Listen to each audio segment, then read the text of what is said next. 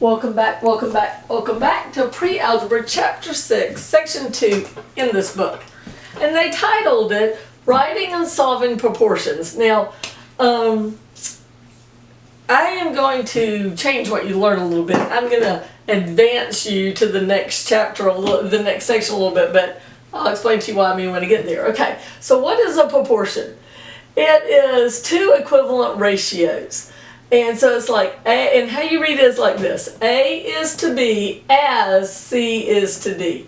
2 is to 3 as 8 is to 12. The relationship between 2 and 3 is the same relationship that's between 8 and 12. They're proportional. And we use that word in common speech, don't we, about proportions, meaning that it might not be equal, but it's the same rate kind of thing.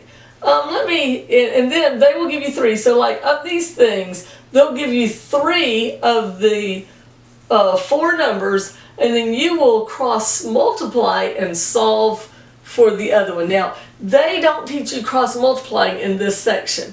I'm going to go ahead and teach it to you because I think it's easier just to go ahead and learn it and start using it. They sort of introduce the concept in this section, and then they teach it to you next section. They call it cross product instead of cross multiply. But you know, I'm old school. It was called cross multiply and solve for x in the 80s, so that's what I have to call it, right? All right, so here's an example. We have 3 things in our proportion, in our ratios. So how do we get the answer? This is what you do. First, step 1, you draw arrows. So I draw arrows across the equals like that. Now, to be allowed to do this, you have to have fractions on both sides and then equals in the middle. We have that. Check. Now we're going to multiply across the arrows. So I'm going to do 5 times 18 on one side, and on the other side of the equals, I put the other one, 6 times x, which is 6x. Well, 5 times 18 is 90.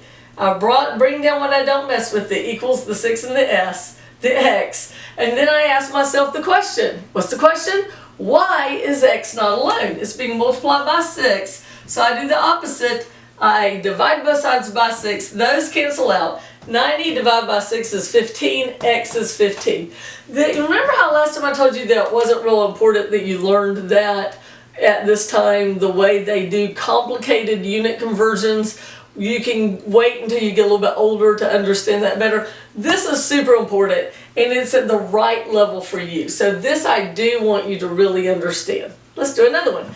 They give us 3. The one that's missing could be any of them. It doesn't have to be that one. This time it's this one. And we're going to cross multiply. So first, are there fractions on both sides? Check. Are they joined by an equals? Check. So now we draw our arrows and we multiply across it.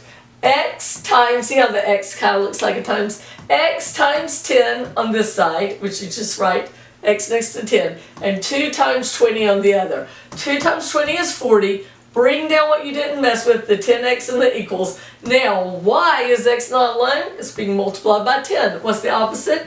Divide by 10. What I do to one side, I do to the other. These cancel out. 40 divided by 10 is 4. More fun with sound effects. Okay, here's another one.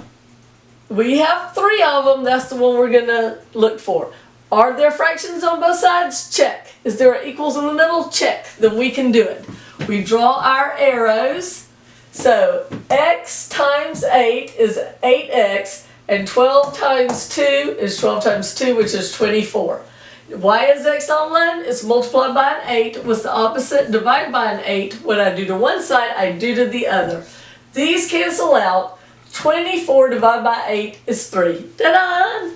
One more. What if it's big numbers? We can do it and use our calculator.